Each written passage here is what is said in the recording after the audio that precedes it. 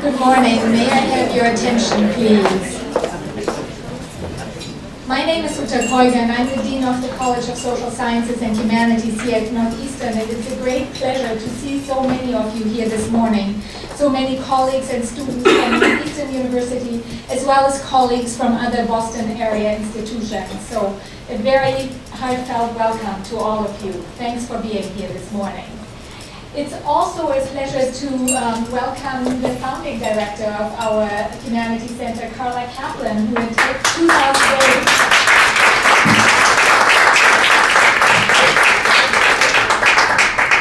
2008 really got this amazing institute underway with the special vision of fostering unusual conversations and fostering conversations between those who are in public life and those who are in academia continues to be very much part of the mission of this center. And it's also, I think, very much in the spirit of the conversations that we'll be hearing and participating in today in the course of our symposium. The symposium has been organized by the director of our Northeastern Humanities Center, our current director, Lori Lefkowitz.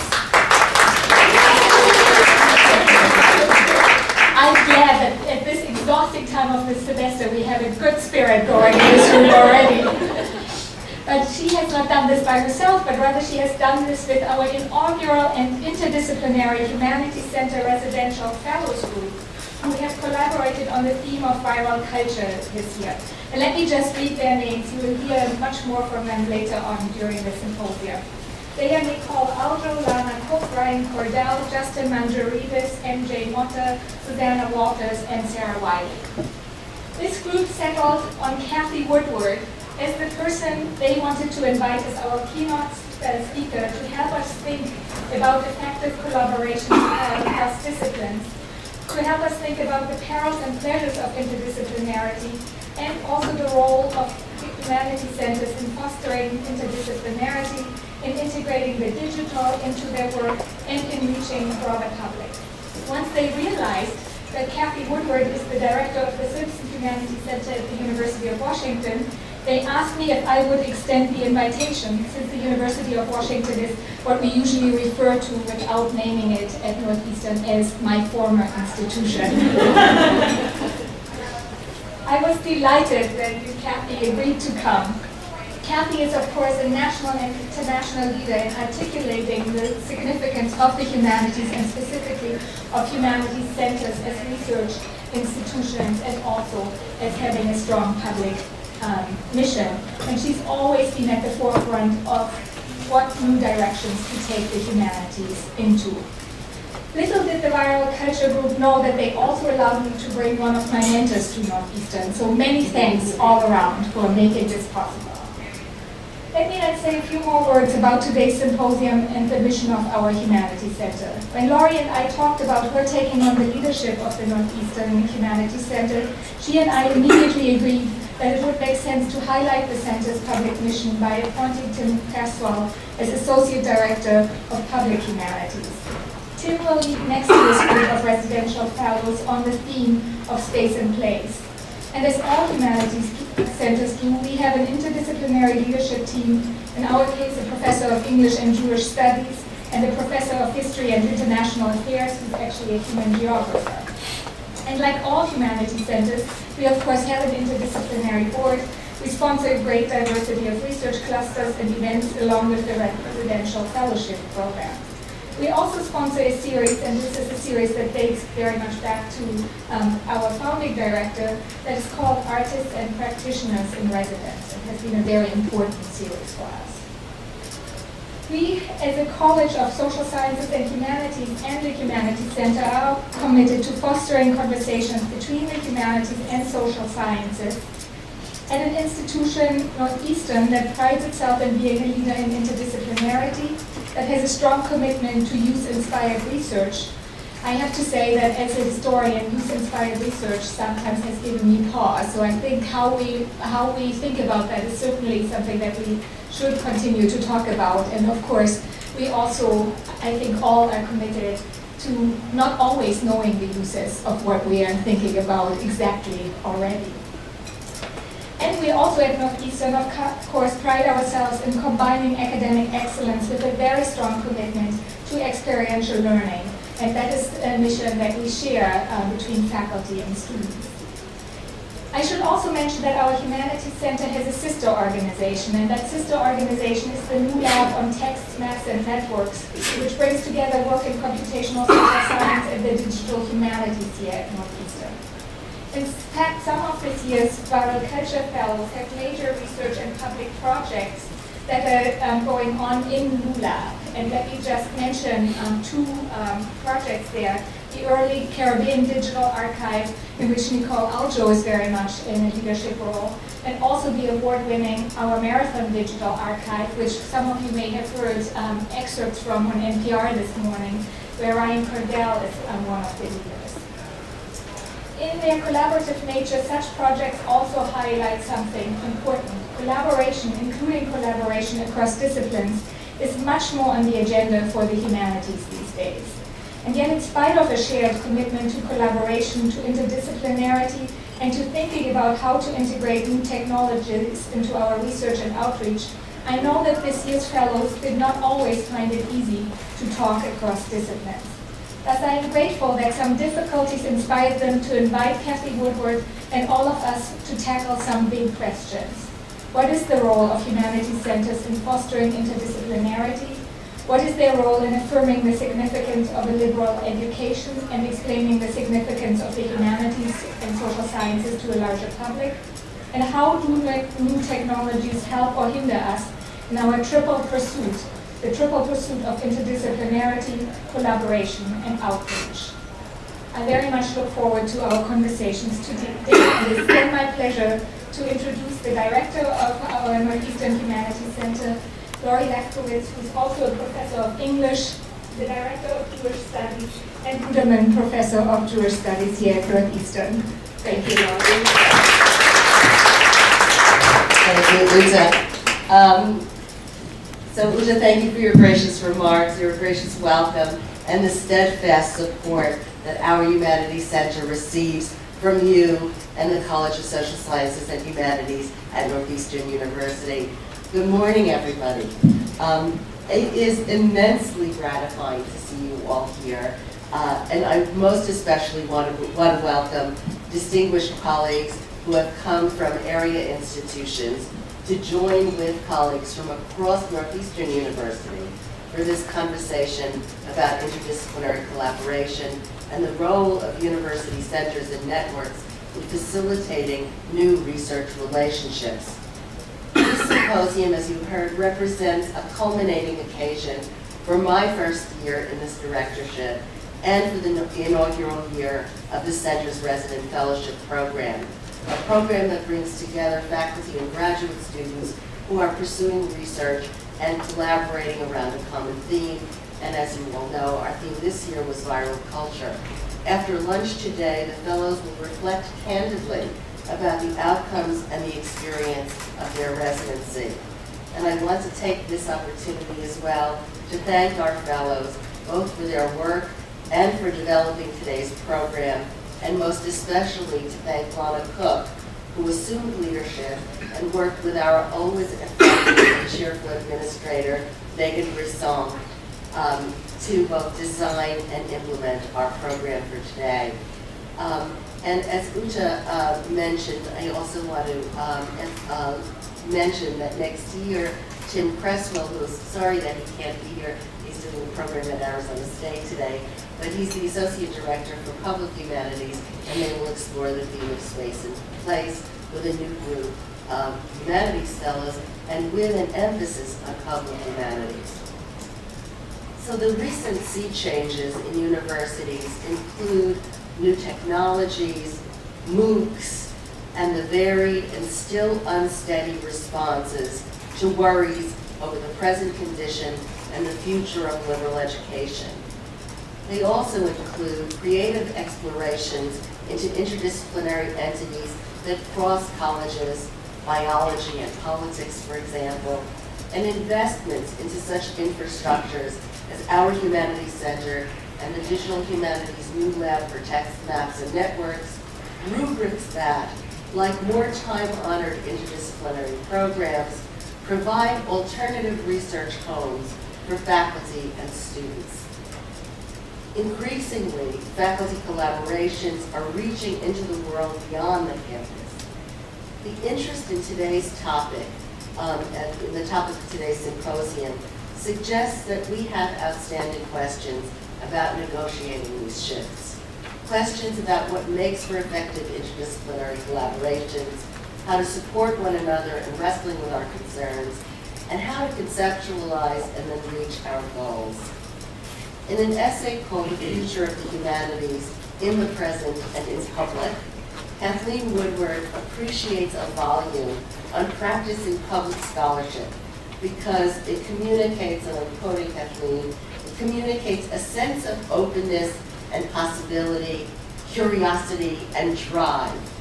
It champions experimentation and innovation, commitment and passion, and it speaks to the important relationship between scholarship and advocacy for social justice, unquote. So I wanted to read that sentence because I like those words. I like those words: openness, possibility, commitment, passion, curiosity, justice.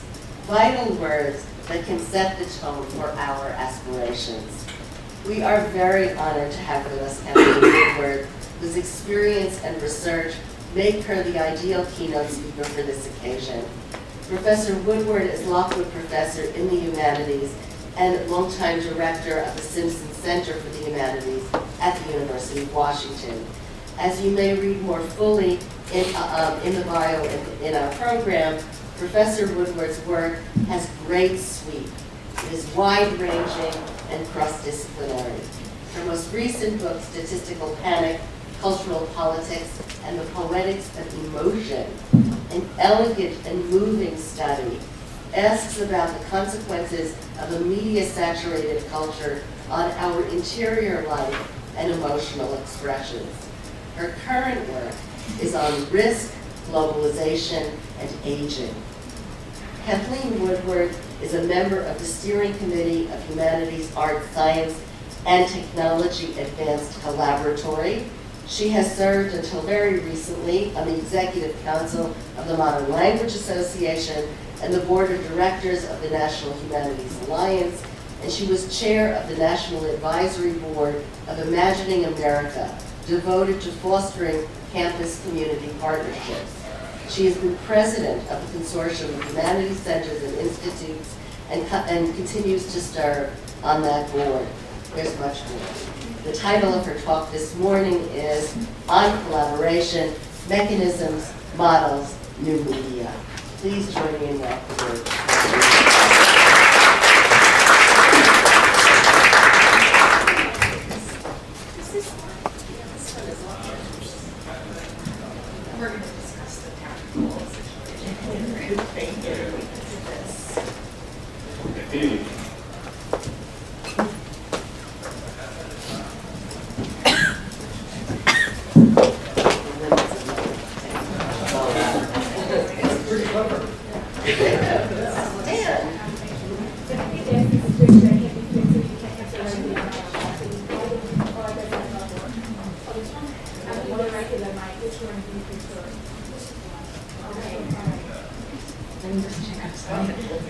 Check, mic check.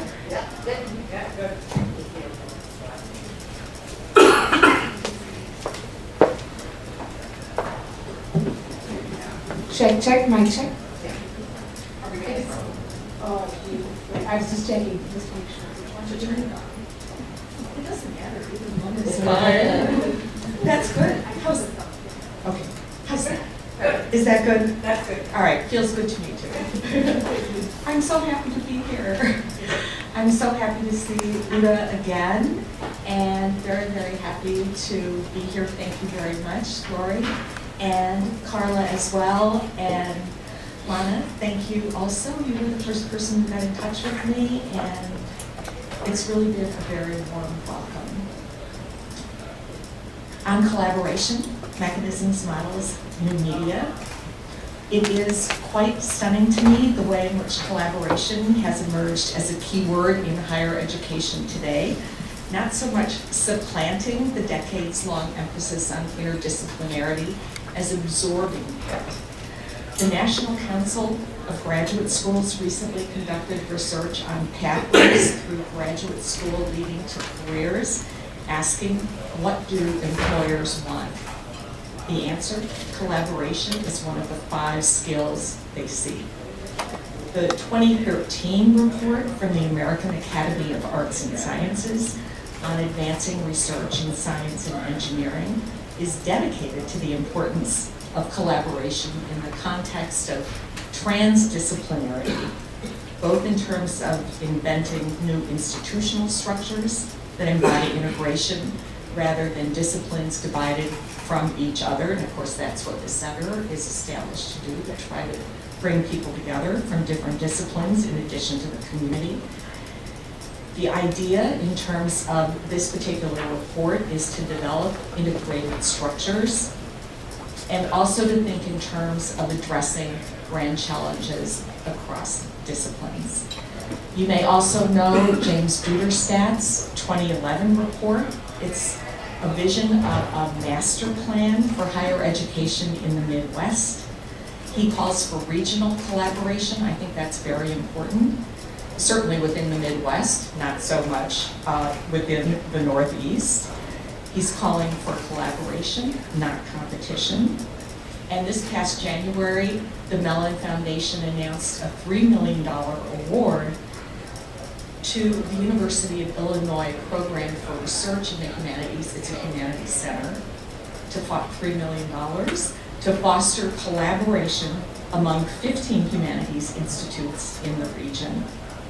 The rubric is Humanities Without Walls, which is the idea of Wisconsin itself, education without walls, and there's a special project on the global Midwest. At the University of Washington, our Office of the Other Institution, the Office of Research, noting for years that the University of Washington has received more federal funding in terms of research than any other public university in the country, our Office of Research has dedicated itself explicitly to developing a culture of collaboration. The Simpson Center, which I direct, offers fellowships to faculty, individual faculty, and to doctoral students, providing modest release, half-time release, for faculty and doctoral students who come in the Society of Fellows. But our vision really is collaboration, the development of a culture of collaboration, and more about this to follow.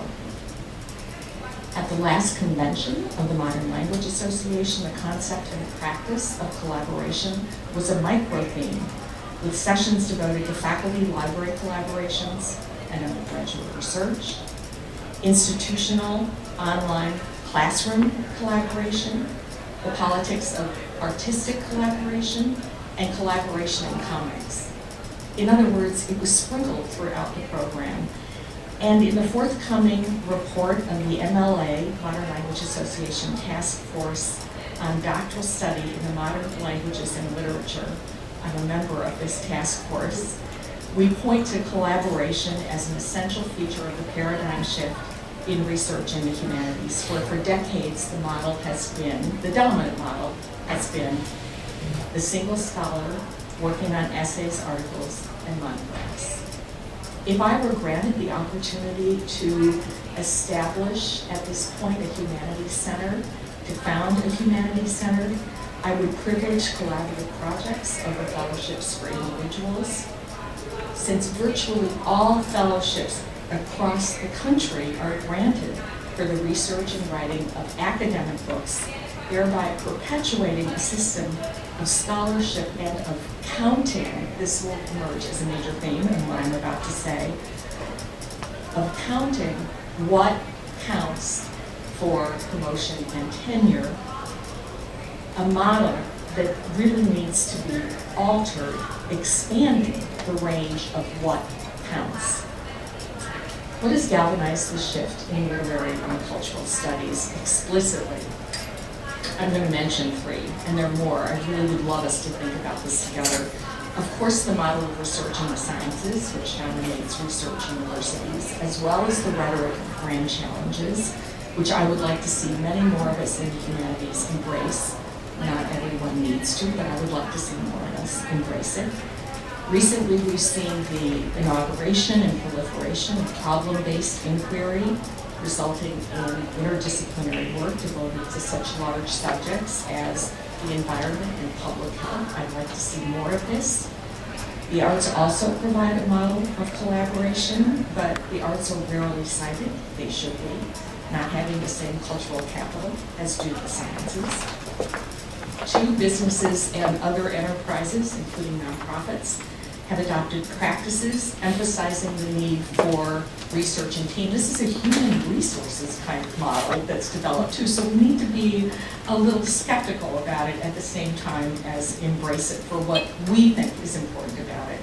And of course, there's a contradiction here, because what is really championed in terms of business, it's entrepreneurship, identified with individuals, charismatic as leaders of companies. In addition, businesses want us to buy their software on collaboration. How many of you have tried this? Does it work? And then number three, specifically in the humanities, digital technologies are singled out as prime movers in enabling collaborative modes of scholarly inquiry and communication. The digital research project is heralded as by nature collaborative, requiring technologists, designers, project managers, and librarians, in addition to scholars and hourly help. You're hearing a little skeptical note creep into my voice. But what's entailed by collaboration here? We don't so much discuss this question, it seems to me, as default to the shorthand of numbers, as in a single scholar equals a book, a print and an ebook. Whereas a team, perhaps even a multitude, as in Wikipedia, is required for a digital project.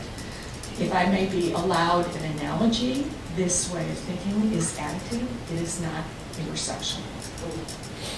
Collaboration is also often defined in positive terms by reference to its supposed negative opposite, the single scholar, whom I've seen referred to as the isolated scholar, negative valence there, or in one heavy-handed metaphor pervading a blog post in the Chronicle of Higher Education, the single scholar as a solitary animal who prefers to stalk his prey alone. I absolutely reject this negative description of the single scholar, a figure that in any case does not exist in the real world. I also don't accept this stark duality. For if digital technologies enable collaboration, they also enable stand-alone work, where before a team was required. News reporting is a case in point. And some of you may know the work of the communications theorist and scholar Manuel Castells. He's referred to 2.0, Web 2.0, as enabling what he calls mass self-communication. As Don Waters, who is the person at the Mellon Foundation, who carries the capacious portfolio they have in digital humanistic projects, as he said, often projects in the digital humanities just reflect the normal process of negotiating and beginning the terms of a project. That is to say, negotiations similar to the writing of an MOU, a memorandum of agreement, and they don't often offer really models of collaboration. In naming, in other words, collaboration as a good, we're explicitly and implicitly evoking certain values. But digital technologies do not, in and of themselves, inherently produce collaboration as a positive force any more than they are inherently democratic, as some have argued. If digital technologies enable collaboration in a positive vein, they also enable surveillance, as we all know, understood in a negative valence. Collaboration has two meanings. My point is that we need to articulate what's meaningful to us about collaboration as a practice, and we're going to hear more about that this afternoon. And to do so, we need to look closely at particular practices themselves. What does collaboration produce that we value intellectually, affectively?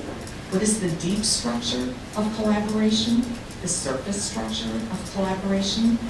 In what follows, I regard collaboration not so much in terms of the numbers of people necessary to launch and sustain a project, but rather in terms of the deep purpose and method of the project itself. I'll be threading remarks about digital collaborations or the lack of them throughout what follows. I begin briefly by invoking 4 mechanisms which humanities centers might want to advocate for or practice themselves for catalyzing collaboration. I'm going to then offer examples of what I consider to be model projects from the University of Washington.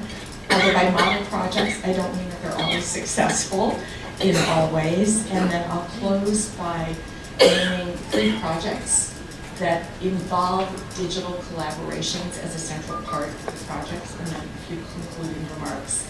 The 3 categories, mechanisms, models, and media, they really blur together. And it seems to me that things are happening very, very fast right now, finally. So number 1. These are mechanisms for collaboration, to facilitate collaboration, ranging from the ad hoc to practices intended to affect structural change in the university. And I consider all 4 of these, of course there are many, many more, to be forceful catalysts. Number 1, agenda lunch. Our Humanities Center hosts at least 1 agenda lunch every year, complete with readings. You must do readings in order to be able to come to the agenda lunch. These are by invitation only, and what I'd like to do is issue the invitation with at least 1 dean, so that people feel it's very important to attend that lunch. What are some of the subjects that we have covered? Very, very broad subjects. So, for example, people will read the final 2 reports from the Scholarly Communication Institute at the University of Virginia on things digital and scholarship. Or they will read the tenure train report that was issued from the organization Imagining America on how we need to expand the spectrum of what counts as scholarship. Or we will read new ways of thinking about the PhD and time to degree. That's number 1. Working groups, number 2, and you're in fact having an example of what a working group can do right here in your group of fellows this year and your symposium for today. I like to think of these working groups as concept clusters. I like to think of them as being organized also around keywords. Viral culture is a perfect example. What an imaginative idea. If I were setting one up today, I'd love to have a theme be biosecurity and the risk society. I see these clusters as working very, very importantly to bring faculty and graduate students together. Their prime reason for being gathering people together so that we can talk with one another, and not to have them articulate around a whole panoply of visiting speakers where all of a sudden we become event planners rather than intellectuals. Very, very important that you're in conversation with each other. Number 3, collaboration studios. This is very important also. A way of gathering together up to 4 faculty members who receive course release in order to pursue a project together. This is a kind of seeding grant that enables faculty to develop projects. Could be a grant application, could be a suite of courses, could be a research project. 2 of my examples later will be examples of collaboration studios. And then finally, and this is the most difficult, and I've not been at all successful in managing to have this be accepted as a practice at the University of Washington. One of the most important things that we can do is to establish a mechanism at research universities for groups of faculty and programs and not just departmental units, to be able to advance requests for positions for faculty lines. Absolutely crucial. I hope you're one of the first universities, you may even have this as a practice at your university. I hope that I'll learn that you put it into practice at some time in the future. So 4 possibilities. Model projects, I want to mention 3. I don't just mention the model girl around the world because the reporter was one of the 6 faculty members who was centrally involved in it. This was the first real collaborative project that the Simpson Center for the Humanities undertook. The Modern Girl Around the World was a far-ranging study of, I just encapsulate the iconography of the modern world in various regions and nation states around the world, thinking in terms of the iconography and the cultural and commodity flows that were entailed. The modern girl, predominant in the 20s and the 30s. It carried collaboration outside the model of the conference and an edited volume. And these are one of the reasons why I think it was successful. There was a commitment to a theoretical orientation on the part of the 6 people involved, which could be said to be a materialist feminism. In disciplinary terms, 5 of the 6 were historians, broadly speaking. Ooh, you may wonder what I mean by that, but broadly speaking, and 1 person from literary studies in our English department. Secondly, there was a commitment to the process of collaboration, which was understood as a self-reflexive process with collaborative writing being central to the project. In addition, number 3, it was integrated with learning in other spaces. Undergraduate class, there were also doctoral students who were engaged as research assistants with the project. Very important. In addition, there was intellectual work that was open to the campus on the part of the 6 collaborators, panels of the 6 collaborators, but also on the part of visiting speakers, several of which actually contributed to the project later on. Number 4, there was an international dimension to this project. This was very, very important. That the group went to Japan was crucial. I was told the influence was subtle and it was intangible. It caused the questions to be altered and shifted in subtle ways. And the volume itself, this is a poster from one of the series. The volume itself had international contributors. The project had a tangible result that exists outside the project, that is the book. Wonderful book. Big book, very, very big book. The project itself also was sustained beyond the collaborative project itself by the individual research of many of the people involved. What was very, very important about this, I think, in terms of helping it to be a successful project, is that it was sustained over a long period of time. This was not a 1-year project. The entire project took 8 years, I've been told. We hear constantly, be nimble, be nimble. Universities need to be nimble. We need to sustain things over the long run. Now, what do I wish had been supported? Course release or summer support for faculty. This didn't happen. Why didn't it happen? It should have happened. Number 2, the digital archive I wish had been developed. We didn't think there were resources for it. There should have been resources for it. We should have a digital archive from that project so that other researchers would be able to really tap that archive. And the challenge, one of the challenges, there's still the peril of counting. Does it count? This collaborative project, which took a very, very long time, was very rewarding in very many ways. Did it count? It didn't count for all of the faculty members involved in the projects. I can speak to that.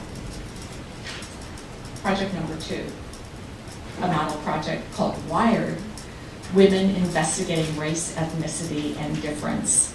Just as The Modern Girl was coming to an end, this collaborative project was being shaped. It was enabled by 3 faculty members of color, all of them assistant professors, who were at a workshop devoted to mentoring, which I heard about earlier this morning. And they decided to gather women of color on campus together to research what the conditions are in a research university like the University of Washington. Indeed, the University of Washington became their case study for their research, what kinds of collaborations were necessary in order to be able to advance their research, etc. They began with 18, the research cluster grew to 24. All of the chapters in the edited book, this was to be the research project, were to be co-authored, imagine. The introduction to be co-written by the 3 editors. I'm happy to say that summer support was provided for these 3 faculty members, so we learned from The Modern Girl around the world. That part was a success. The book has still not come together. Why hasn't it come together? In great part because the assistant professors are being told by their senior faculty that, well, this really won't count. That hurts my heart. They should be working on this book together. So, the book hasn't quite come together. It hasn't. That doesn't mean that it won't. It's taking longer than we had hoped. But something else has come about, emerging alongside it is the group has now grown to 38 women, and they are setting up very informal colloquia. This one happened just some 4 weeks ago, with individual faculty presenting their research, 4 of them, 2 on space and 2 on time. Very casual atmosphere, very productive, really an exchange. And so in that sense, the project has been successful, but I really do wish that we could see the book. That's a book we need, and I would love to see the work of collaboration counted. And then number 3 as a model project.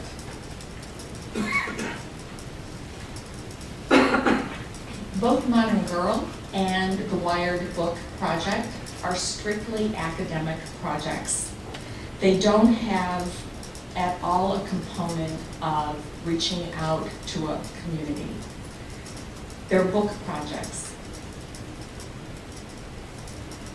More challenging is collaboration across sectors, which is to say the academy with cultural institutions in the community. I'm offering, as a case in point, a multi-year, again, this is a very long project, a multi-year project called American Sabor. Sabor translates very roughly as flavor or taste. Latino shaping American popular music. It engaged, at the University of Washington, 2 faculty members, a professional staff member. That's very important. Not all researchers in the academy are faculty, can be professional staff as well, and doctoral students also. They worked with major cultural institutions in Seattle. One is the Experience Music Project, which is devoted to popular music. It's a museum. If you've been there with Jimi Hendrix, huge guitar sculpture in the middle of it. And in addition, a radio station, KEXP, independent radio station, 2 major cultural institutions. The idea for the exhibit at the Experience Music Project on American Sabor actually arose in a graduate seminar. It grew into a project that crossed many, many different platforms. There was a teen taught undergraduate course. There was a course open to the public. There were modules prepared for the school, for schools on popular music from Latinos. But the collaboration faltered on, even though this is a model project, faltered in some very, very interesting ways. Now, first of all, I need to underline that the faculty members involved came to the University of Washington expecting that their careers would be careers writing books, academic books. Absolutely, that was what their vision was. And all of a sudden, they're involved in this collaboration, and key parts of their phenomenological expectations, you might say, space and time, are completely undercut by the institutions they're working with. So imagine you're a faculty member and you have an appointment at the radio station for a radio program. You're going to be interviewed on the radio program, for example, and you arrive 10 minutes late. This does not work. The radio station program goes on exactly on time. There were major problems when it came to simply getting people together on time in the right space. Latino time and radio time just did not go together. In addition, faculty members were prepared to write 40-page essays on things. The plaques that would be in the exhibit, they would get, this was pre-Twitter, they would get how many words? Very difficult. So the negotiations would begin. Can I have more space for my research? No, you can't. No, you can't. So huge battles were fought over this, in addition to the battles of credit. When does the museum get credit? When do the faculty members and the doctoral students and the professional staff member receive credit for their work? This is an example of where an MOU, a memorandum of agreement, would have been built in the beginning, actually, with people who could imagine what the process would be like. We didn't know enough to do it in the beginning. I think we'd be better at it now. There are still bad feelings. But the exhibit was fantastic, and it's been, in other words, it was successful in many ways, and then there were pitfalls in other ways. In addition, there is still the problem of what counts. There was a very small and wonderful little catalog that came out with the exhibit. It was bilingual, wonderful. But in terms of weight, would this be counted for a tenure or promotion to full professor? The exhibit was huge. The faculty members undertook the research for the exhibit, but unless you're an art historian, it doesn't count. We need to find ways to make it count. So I'm just going to show you, this is a little map from the wonderful little catalog. It was bilingual, that's a page that you can see. If we have time later, I'm going to play you, if I can make it happen, one of the sound modules. The faculty members and graduate students contributed to these sound modules. Fantastic, offering very, very little short introductions to what is salsa, what is cha-cha, etc. Fantastic. How are we, this is going to be the next project, but how are we helping to support American Sabor and the faculty members and professional staff member involved in it? They are now working on a larger popular book. It's a book that is designed for a public audience. They also had a collaboration studio, so they received compensation in the summer. I mean, obviously it's not enough to really support all of the research that they are doing on this project, but we did support it, and the Simpson Center is offering a subvention for the book, which will be published by the University of Texas Press. Hopefully that will count. So, third part, new media.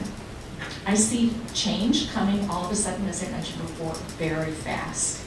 With the spectrum of scholarly communication now, I know you're using it expanding to include forms of new media in particular, which does enable really a democratic ideal of access to at least come into view.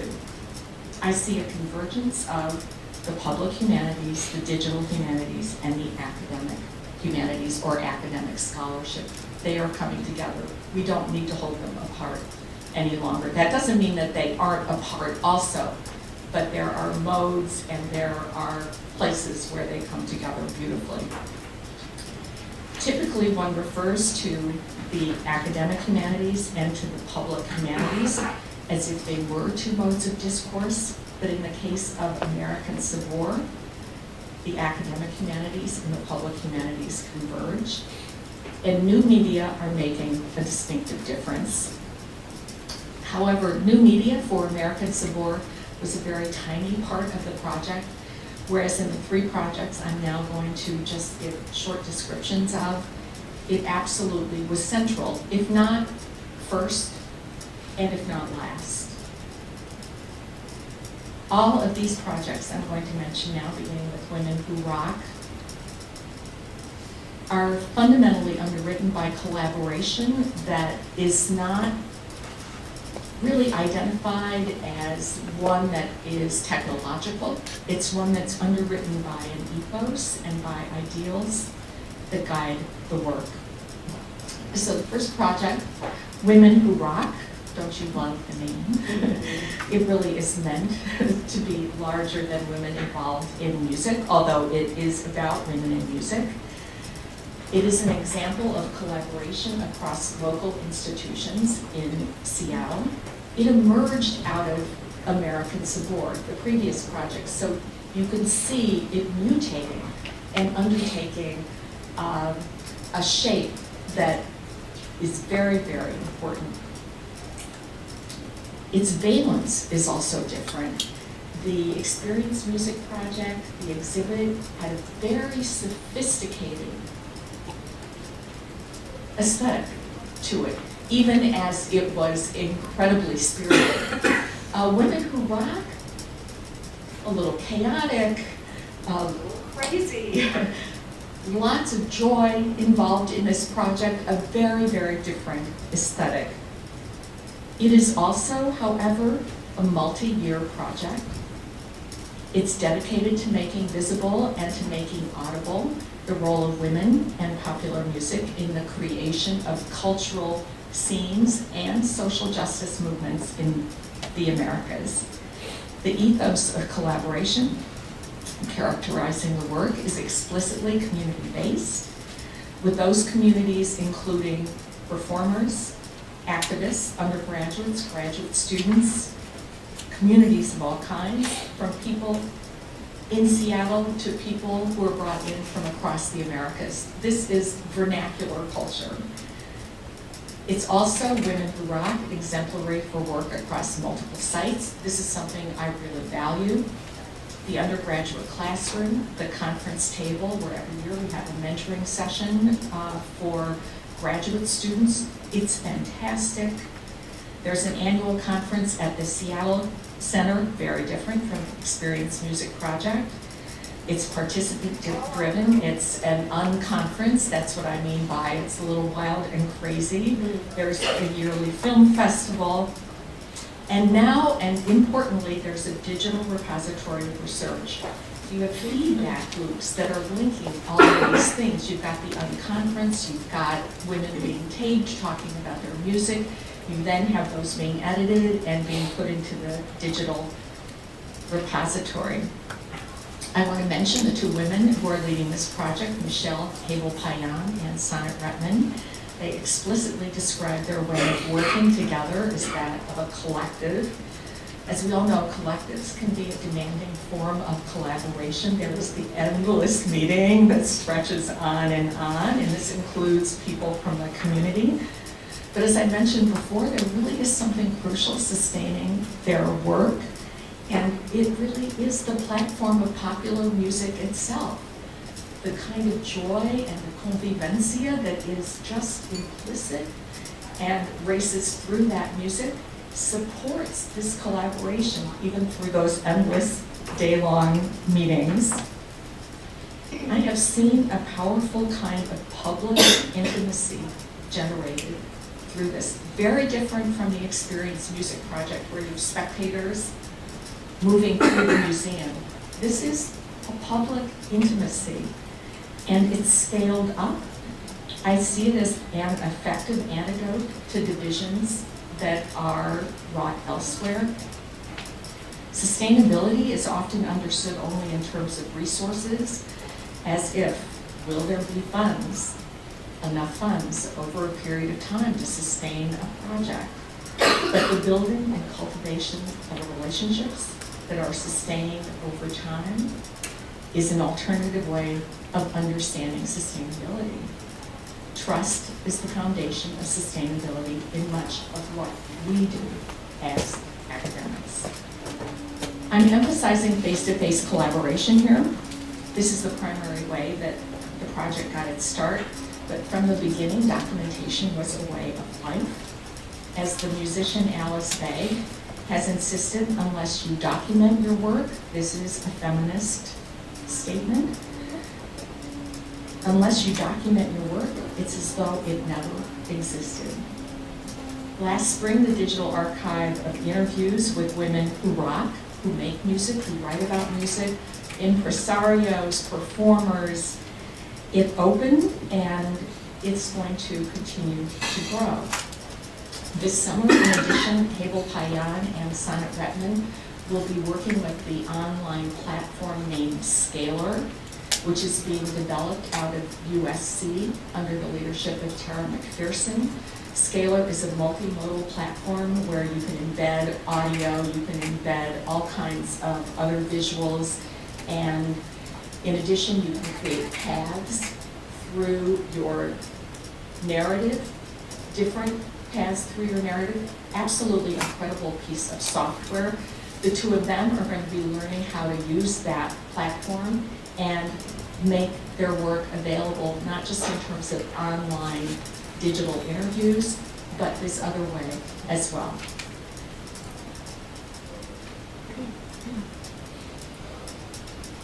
I think of that archive as a collaborative iDocumentary, which embodies the conviction that cultural justice,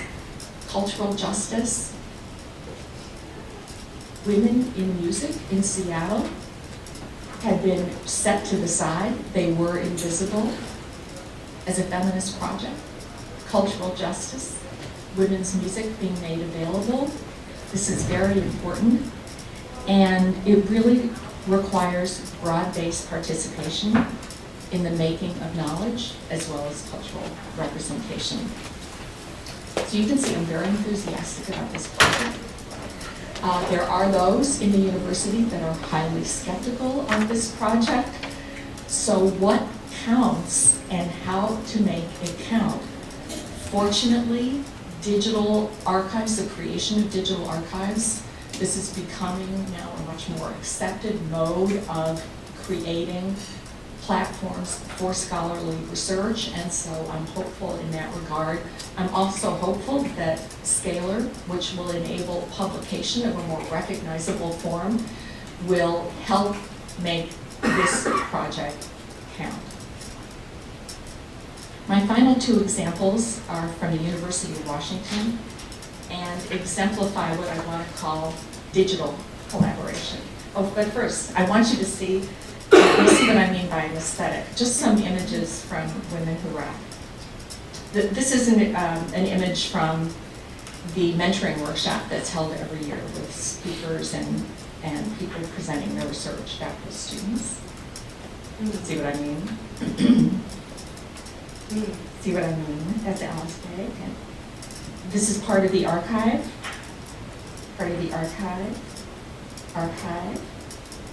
And I wanted you to see that this is an intergenerational project as well, so look at these girls. Next project.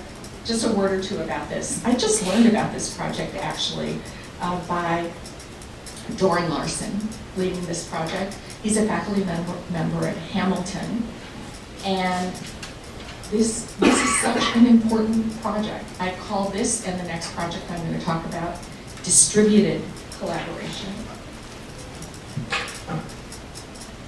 Taking a look at the time. Distributed collaboration. What you're seeing is the cover of a book. What is inside this book? Statements from people in prison who have sent their statements to Dora Larson. He has edited them and has made them into this very moving and powerful book. I won't say more about it. Distributed collaboration across the United States. And it is now a website, and he is looking for collaborators in other parts of the country who will help fan out to prisons and help him engage more people in writing about their experiences. He and others believe that we're now at a tipping point in the United States, and we might actually be able to affect some change in the prison system in the United States. Very, very important. And third and final project. This is a college-level course, series of courses on dialogues in feminism and technology, which is the experimental project. This is not a research project. Partially, predominantly a teaching project led by Anna Balsamo at New York, at the New School, and Alex Juhas at Pitzer College under the title of their collaborative group is FemTechNet, and their course, Dialogues in Feminism and Technology. What does distributed collaboration here mean? It means two things. It means the redistribution of cultural capital. As with Women Who Rock, Anne Balsamo and Alex Juhas are very interested in the contributions that women have made to criticism on technology, but which have been largely occluded. What they did was they brought together pairs of women to dialogue with each other. They videotaped those pairs. Donna Haraway was one of the women, Lisa Nakamura, Wendy Chung, other women involved. And those videotapes became a basis for courses around the country at learning nodes at different universities, including Brown is one of them, Ohio State, Yale, Penn State, Bowling Green, a whole series of different places. The curriculum at the places that was designed by the teachers of the courses, but there was this common series of video dialogues that held the courses together. They called these courses DOCs, not MOOCs, but DOCs, distributed online collaborative courses, which deliberately departed from the massive open online courses. The idea was that feminist pedagogy would be at stake here. There would be small groups of people, up to 35, participating in the individual courses. It was not to be massive. And yet, in a distributed sense, these different learning nodes were tied together by this wonderful idea of using media technology to bring dialogues of women together about women and technology. So let me say a few things in terms of conclusion. I'd like to see us, I think there's, oh no, there isn't, that's it. I'd like to see us develop a more capacious vocabulary for conceptualizing collaborative. Virginia Eubanks, in her book, Digital Dead End, Fighting for Social Justice in the Information Age, studies the role information technology plays in the lives of a group of low-income women who live in a YWCA in her community. Eubanks describes her method in opposition to participant observation, as she describes her method as collaborative action and reflection. She wants to emphasize the reciprocal and conversational nature of the research process, which resonates with the ethic of community-based participatory research or action research. As a result of thinking with these women, Eubanks fundamentally changed the way she thinks about the discourse of digital divides, and access to digital networks, both as the problem and the solution. Collaboration enabled her to conceptualize her research differently. I want to say Sharon Daniels' name because I think her work as a media artist and scholar is just wonderful. But I couldn't present her work to you, but I want to say her work, say her name. Like Doran Larson, she's done an important project on prisons. She explicitly says that she understands her contribution to research as providing context and not content. What she means in part by that is framing, and that includes critical thinking as well. For her, for Doran Larson, for others, collaboration has an important epistemological and ethical dimension, with the epistemological and the ethical absolutely intertwined.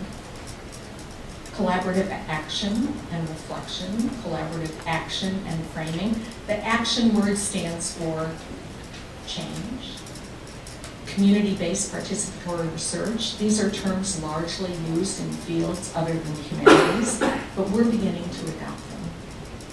In the sciences, community-based research is often referred to as civil science or citizen science. In forestry and public health, as well as in archaeology, there are traditions of community-based collaborative research. The feminist philosopher Alison Rodney, I'm very honored to be able to call her my colleague, has offered a clear account of how archaeological practice has been enriched by collaboration. And she makes a persuasive case for the epistemic value of collaboration. Nancy Cantor, whom I adore, when she was the chancellor of Syracuse University, dedicated the university to scholarship in action. One of the goals of the last 4 Imagine projects I've mentioned is to reach people and publics beyond our academic borders, and at the same time to do research that is academic in nature. We need to continue to elaborate what we mean by collaboration in terms of the concepts of the public, counterpublics, and community. We need to learn what we can learn from the science of team science. There is a science of team science. In the literature on team science, they write of collaborative readiness. It's a measure that takes a range of interpersonal, environmental, and organizational conditions into account in order to assess collaborative readiness. What needs to be in place beforehand? What needs to be in place for a successful collaboration to have a good chance at taking place? Well, one of my colleagues at the University of Washington, he's a biologist. He thinks that optimism is absolutely a crucial element for collaborative readiness. Others recommend a collaborator's prenup, as I mentioned before, or a memorandum of agreement. But most of the projects I've mentioned don't have a single project investigator. They're self-consciously collaborative in terms of not selecting one person to be a leader. The philosopher Annette Baer has theorized trust as the basis for collaboration in contradistinction to mutual organization based on contract law. For her, following Hume, and this echoes a little bit what I said before, trust is a feeling, it's a response to what we take our situation to be. Marjorie Garber has written a book on the academic emotions. Envy is one of the emotions she takes to be an academic emotion. I would like to see trust as the basis of collaboration rather than the writing of a contract or a memorandum of experience, of experience and of agreement. I also consider inspiration in the form of aspiration. That is to say, I aspire to undertake projects like these as a practice to be pursued. How different this is from the hermeneutics of suspicion. This is a phrase coined by Paul Ricoeur, and this is an affective mode of reading that many of us in literary studies have practiced for quite some decades. Closing paragraph. We need to practice the association. We need to practice the principles that are associated with collaboration. I want to refer again to Anne Balsamo here in her book, Designing Culture, The Technological Imagination at Work. She offers us a good place to begin with this set of principles for multidisciplinary collaboration. Intellectual generosity, intellectual confidence, that's very interesting. Intellectual humility at the same time, intellectual flexibility, and intellectual integrity. At its best, I think collaboration is sparked by curiosity that is collective. Curiosity is not just an individual feeling. It's something that is mutual and could be created by a group. Today, we routinely refer to social networks, and networks is in your title for today. We need to talk about educational, and we need to say as many times as we can how important universities are as mobilizing networks for intellectual networks. That word intellectual needs to be repeated over and over and over. Thanks very much.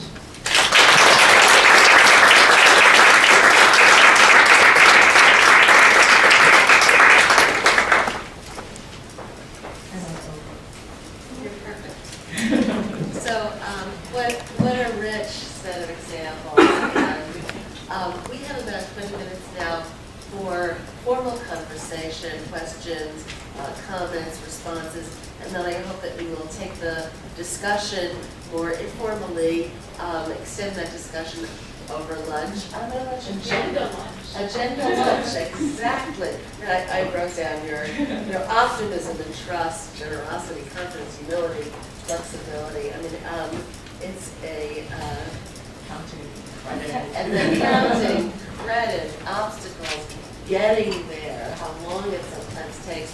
And I think we have both the ideal and the challenges laid before us. So I want you to play Jerome. Listen here? Sure.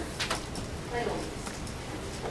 I think we can hear each other. Yeah. I don't think a microphone is half the question. Perfect. Or testimonials. Yeah, testimonials and share. And I think we'll hear some of those later this afternoon too. Yeah. I was very moved by your discussion of the joy that could come out of collaboration in academic settings, but that joy isn't an adjective I hear resounding in the hallways, of my department or in universities. So Can I just interrupt for one moment? I think it would be great if all speakers actually introduce themselves just very briefly. Lana, if you would just say a few words about yourself and then talk some more. My name is Lana Cook. I'm one of the Viral Culture Fellows this year. I'm an English PhD candidate in the Department of English at Northeastern here. So I was curious about how do we cultivate that joy, both institutionally, in the role of mentors, across peers, both in our graduate students, our undergraduate students, but at the faculty level, when competition does seem the dominant theme at times. This was a very particular case. It really did in part emerge from the music itself, which is important in and of itself to understand that we leave this out of our academic lives to our detriment. So I would say, number one, it didn't emerge just because of this project itself, but because of the platform that was presented. I think we started to talk about a course that I did this quarter, which just started for us at the University of Washington, the Viral Culture System, this week.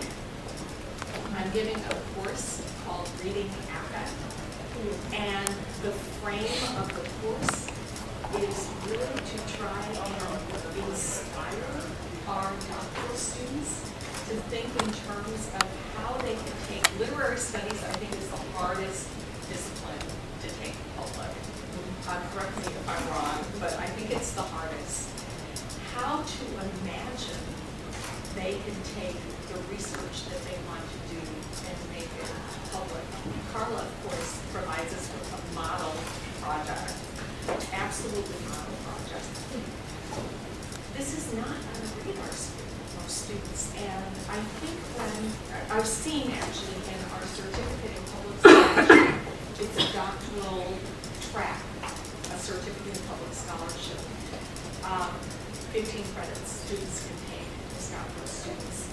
When they realize that there are faculty members who value the work that they are taking public, there is something that emerges in them, things that they thought had to be hidden.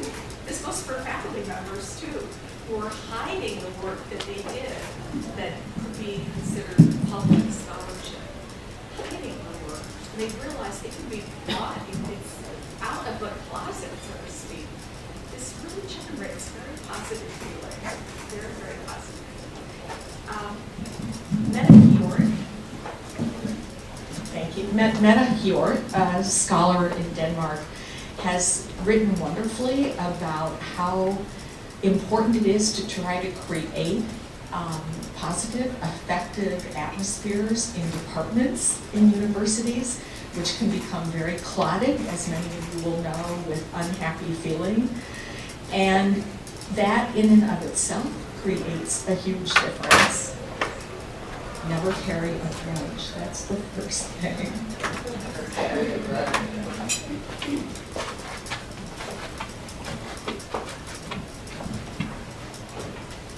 I am Sarah Wang. I'm also a Viral Culture Fellow, and I'm an assistant professor here in health sciences and sociology and anthropology. And I just want to say how inspiring I found this talk. I love hearing these positive examples and just bringing up the idea of trust as foundational to good academic work, I think is really fantastic. Building off of that, I wanted to just hear more about, or just see if we could have a conversation about the idea of these shared courses between universities rather than the MOOC model, and why it would be great to hear you articulate further why you think that's an important part of feminist scholarship, to be providing other models of distributed learning. I come from a background of co-founding an online non-profit that develops low-cost tools for community-based environmental monitoring that's specifically designed as a collective called Public Lab. And another thing that really struck me in your talk was the mention of that you need to record your scholarship somewhere now, and the pressure within digital media to record your events, and how to also stay present with the pressure of always trying to record things for some other external audience, which I come up against all the time in my classes, where there's events that I would like to curate, but I don't have the space to curate, don't necessarily know what platforms to share them with. So I just want to hear your thoughts on how to make space for that, and the kind of difficult pressure of the performance, capturing this as a performance. Let me first respond to the last topic. The American Research Libraries of the United States isn't up their exact title, but they are now undergoing focus groups, how to imagine research libraries in the future, very, very important. And one of the major visions is research libraries will in the future have holograms of virtually everything that ever happened and will be repositories of this. I just hear this and it frightens me to death, because we can't save everything. That really goes to the question that you're asking. I mean, imagine being an historian. Oh no, you could never look and read and all of these materials, so we can't save everything and pull back. That's exactly right. Pull back from that and just decide, no, we do not need to save. We do not need to save this. We do not need to record that.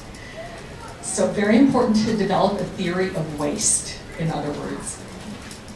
And then in terms of why it was important for this particular course to take place, Ann Balsamo has been thinking about women in technology for a very long time, and was very, very surprised that 30 years ago, some women were publishing about technology, never, somehow just did not emerge in most of the debates about it.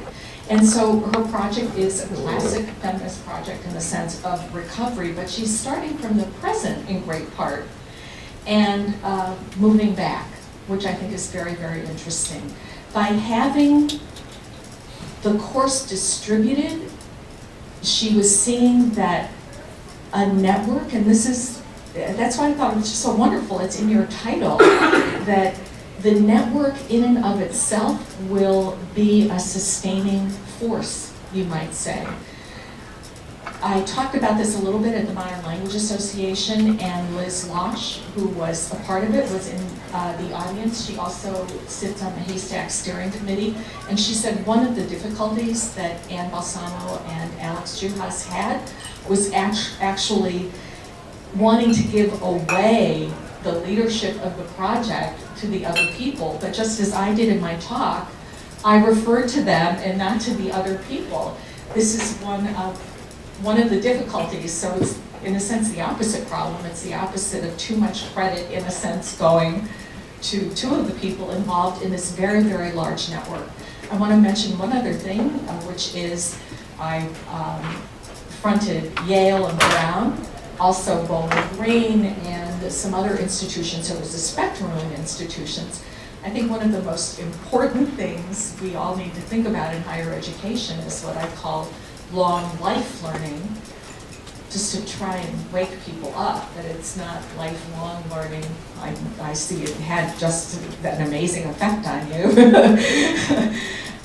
That people will be we will all be going to school, or we will all be learning across our lives in many different formats. And so one of the places the course was taught was in a cafe in the community, and it wasn't for credit. In a way I wish it had been, but because our institutions of higher education are not interlocking sufficiently, it just can't be worked out. Of course, I want to see more of that in the future too.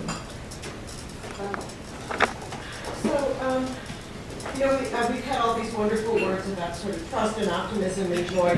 This is a question that comes not out of those places, I'm afraid. But everybody who knows me would expect that. So this is a worried question about counting. And I'm worried about it in two directions. We have been developing really remarkable scholarly intellectual work on counting that makes brilliant cases for collaboration and interdisciplinarity and how those have to count in the academy, from Haystack to Julie Ellison's amazing work for Imagining America, which I think should be required at every university. But at the same time as we're developing new models and mechanisms of counting, we are being counted in very new ways by the masterminds of the neoliberal university, who have been developing all kinds of new mechanisms of counting, such as post-tenure review, such as fixed lists of top journals and top publishers, all of which work against everything we're talking about today. So my first question is, how do we get our amazing intellectual work on what counts and how to count collaborative interdisciplinary work in dialogue with the new mechanisms by which we are being counted? And the second worried question is about a statistic I just heard. I have no idea if this is actually true. I haven't had a chance to check it. But if it's true, I'm worried about it. According to something I just read, we've hit a new tipping point. I remember the 50% tipping point really vividly of tenure and tenure track faculty. We were all up in arms when we hit that only 50%. Remember the 50% tipping point when we all heard that only 50% of the national professoriate were tenure and tenure track? Now the tipping point, according to what I've heard, is 25% of the national. That's true, right? It is. Now, if that's true, and we're doing all of this work on what counts, should the question anymore be what counts or does anything? I mean, if we're at a 25% tipping point now, I wonder if that shifts the what counts question. So my two questions are how to get our intellectual work into a contestatory dialogue with the new neoliberal mechanisms of counting us, And secondly, if the 25% figure is true, does it change the what counts question?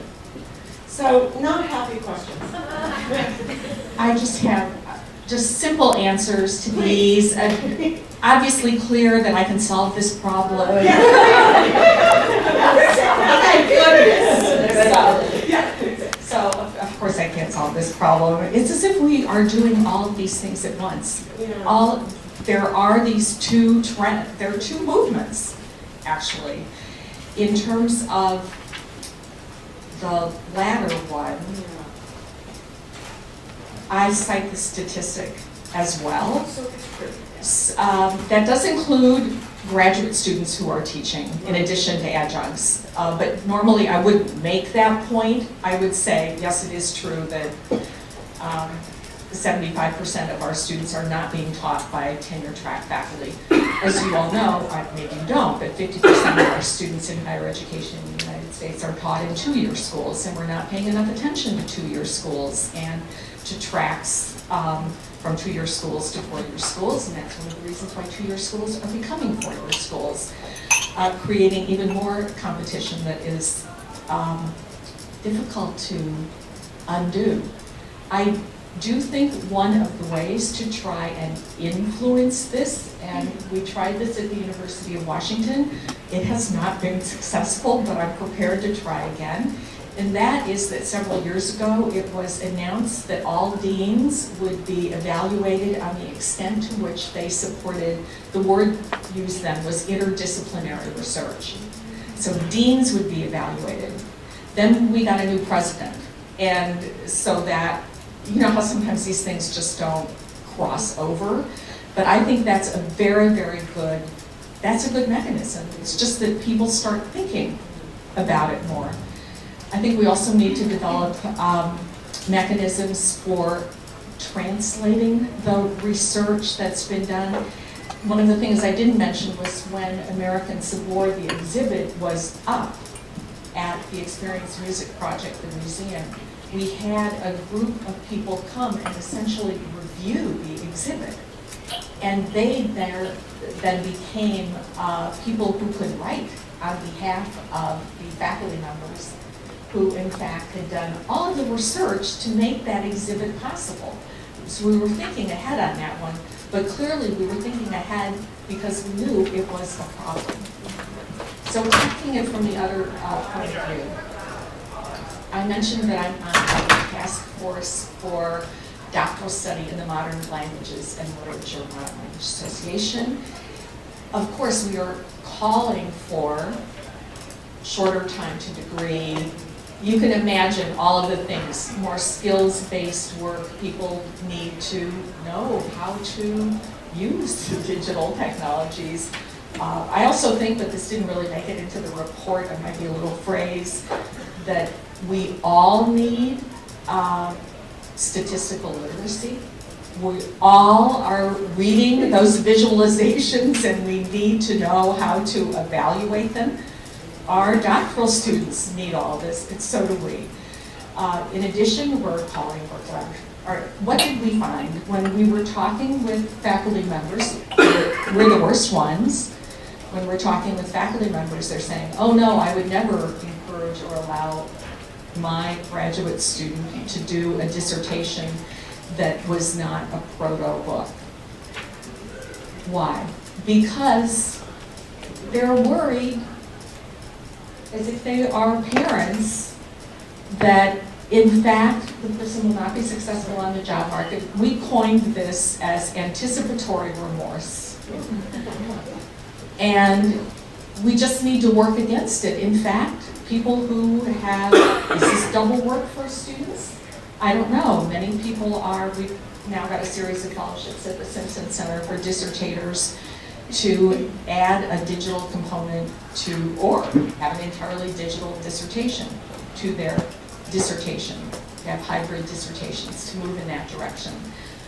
I actually think that change is going to happen rather fast, but the problem of counting,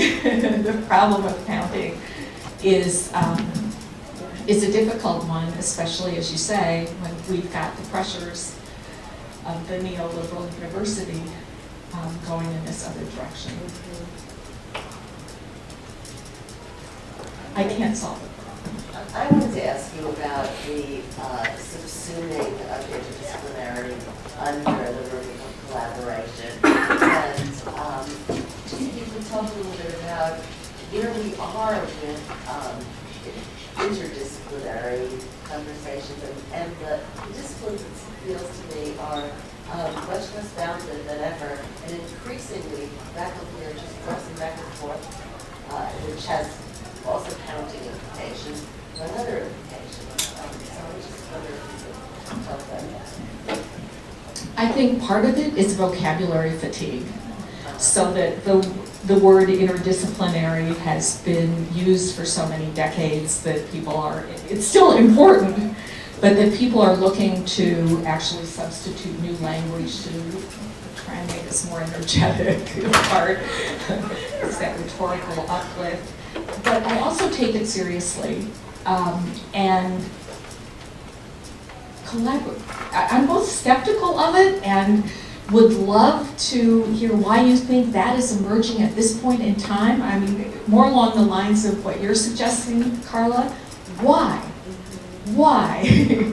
At the same time, as I see that it provides so much affective pleasure and texture to people's lives. People want intellectual community in universities. That's in great part why we came into it. And this is working together is a way of making that happen. I guess what I'm thinking about is that it seems to me that myself and so many of my colleagues are not situated any longer in a single discipline or interdisciplinary program in the Humanities Center with all kinds of collaborative adventures that are not located in disciplines. And some people are still very much disciplinary focused. And I don't know if there's an infrastructure question. Is the infrastructure managing this, and what is it to do? So I actually think literature and language departments are a little different from some of the other disciplines. I think almost anything will go in an English department. So that's a little different. I think in terms of infrastructure, I don't know what the infrastructure is at all here at Northeastern. I'm just eager to find out. I know at the University of Washington, which has implemented a new budgetary process. It is now more difficult, actually, than it was before. What is the reason for that? The reason before that is we're operating on it's called an activity-based budgeting process, which is the counting of students. And so We're there.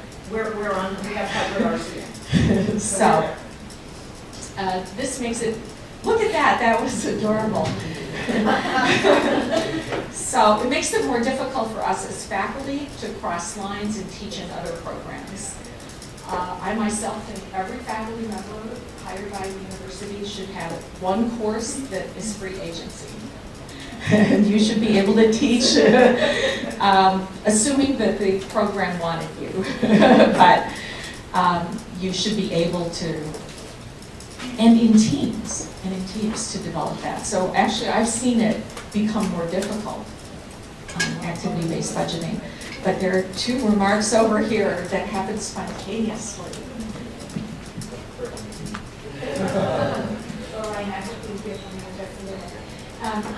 I will just say, Kathy, what you were saying about the budgeting model is indeed, as you would for people nodding around the room, a model that we have here at Northeastern as well. And for faculty that has raised great anxieties exactly about competition between colleges and also about difficulties for cross-college work. Now, we happen to be already a college that has, of course, a great range of disciplines within its own borders. But what this budget model, I think, requires is great consciousness on the part of deans, but also on the part of faculty. And I have to say, and there you see me speaking as a neoliberal dean, that at Northeastern, the deans, partially also because we are very much committed as an institution to interdisciplinarity and see interdisciplinarity as our edge, really work very hard to lower those barriers. And so some of the time, I just want to encourage all you faculty colleagues who encounter barriers to really bring those to my attention. Sometimes we've had systems that have just not been good, like for a while cross-listing was very difficult at this university, which is ridiculous, and of course goes completely against interdisciplinarity. That's over, and Susanna Walters, for example, has been incredibly successful in using that to the advantage of our Women, Gender, and Sexuality Studies program. Laurie is using it for our Jewish Studies program. So I do think we need to be very careful as faculty and as deans to have the budget models not loom larger than they need to loom, because we can really make a lot happen within those. They have certain advantages for the kind of decision making powers that rest them within colleges, obviously. So I, as a dean, have some I have some stake in that, and obviously it's a context that I have to work in any case. There's no question about that. But I just think also for us as faculty colleagues, it's important to be very explicit when we then encounter those barriers in order to take them down. I do think the counting problems that you have pointed to in terms of individual careers and how they are in fact shaped now are really huge, and it's very good that you are part of just another task force that is obviously for a huge area of the humanities, spelling out those issues, starting with doctoral education, because obviously that's where it starts.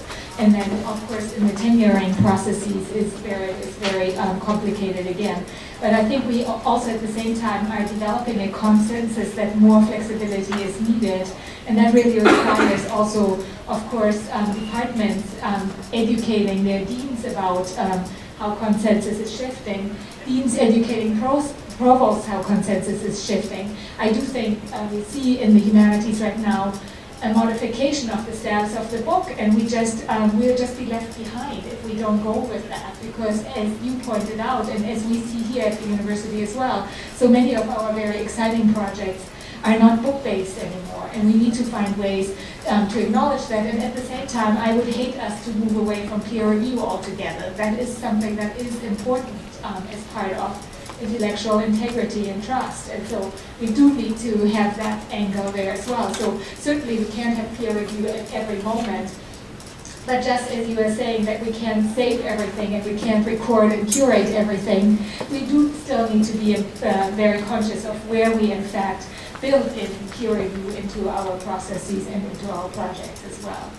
I would like to last comment. and then to Sarah, because Sarah, you'll have the last word after Ronnie. I agree with everything. My comment is related to a lot of what's been said. I mean, I've been fortunate, especially I think as a junior faculty member, to be involved in several large-scale collaborative research projects that have had a public component as well, that have gotten attention from outside the university. And I guess what I'm curious about is that, not even necessarily with my projects, with projects like these, I often see a tension between the institution and sort of individual departments. By which I mean, like, when a project gets a lot of public attention, it seems institutions are thrilled, right? Their name gets out there, and it's in the press, it's in interviews, etc. And so, like at the top level, there's often a lot of support for that kind of outreach. It doesn't always trickle down. And so I have several colleagues, so these huge, like very public projects, lots of attention. Their institutions trumpeted these projects left and right, but when tenure time came, they didn't count, right? Like some of the projects that you were talking about. And so I wonder if you have thoughts about this sort of macro, micro distinction with this kind of public work and this collaborative projects. It is fascinating that often departments will assume that the next level of evaluation will have such and such an opinion. I've certainly seen this in departments across the country, so that they assume, well, this project will not count. And so they themselves are negative about that. I've seen this happen. So that's one of the explanations, that there can be exactly a disconnect. between what is valued at the upper institutional level, the ethos of the institution, and what a department will face. And so that's where I think what Uda is suggesting in terms of communication. People really need to be, deans need to be in communication with their, do you have college council, something equivalent to a college council, et cetera. That's just very important. And building on that, I just wanted to point out the importance of societies in playing that intermediary role. So my field, science and technology studies, our Society 4S is just starting a critical participation award and gallery show at the same time as we have our paper presentations, and that the more the society can give, it's an award, a named award behind it, a space for this kind of performance. And the structures of peer review, have already been developed within art and design for critique of making projects, of having visiting critics to come and talk about people's work. And they actually open up a really fantastic conversational space to actually have people come and stand around and talk about a project that can be much more, it gives you a much stronger sense of feedback and stronger sense of community than an anonymous review that comes just to you. And so I think there's just a huge promise to creating the kind of academic community you're talking about through shifting our structures of peer review. And I think a lot of that's already happening. I know that was the last comment, and I'll just say thank you so much for bringing that up, because the American Historical Association, Modern Language Association, College Artists have been doing a huge amount of work when it comes to changing structures for evaluation and so on. So thank you so much for bringing that up. So before I ask you to join me in thanking Kathleen Woodward for the perfect opening up of the range of issues that we want to continue to address, I want to tell you that in a moment, magically, that back wall will disappear, I'm told, and The side will open. and lunch is on the other side. It's buffet. You can enter in multiple ways, but please figure out how to do it efficiently so that, when they need a few tables at a time. I want to encourage everyone to meet the people who are here. Some of us know one another. I see many faces that are not familiar to me. Please meet our colleagues from elsewhere. Feel free to mix yourselves up. When we were planning this day, our fellows group, there's a little box here. We thought about what were the questions that were engaging or motivating us. And they are, how do you define interdisciplinary? What are the benefits and challenges of interdisciplinary collaboration? All questions that we've raised this morning. What are the infrastructural challenges to interdisciplinary collaboration within a university, which is a particular preoccupation of mine, and what would make collaboration more productive? So we're just hoping that you continue some of the conversation over lunch, and we'll reconvene at about 1:30 with the round table from my fellows. So thank you.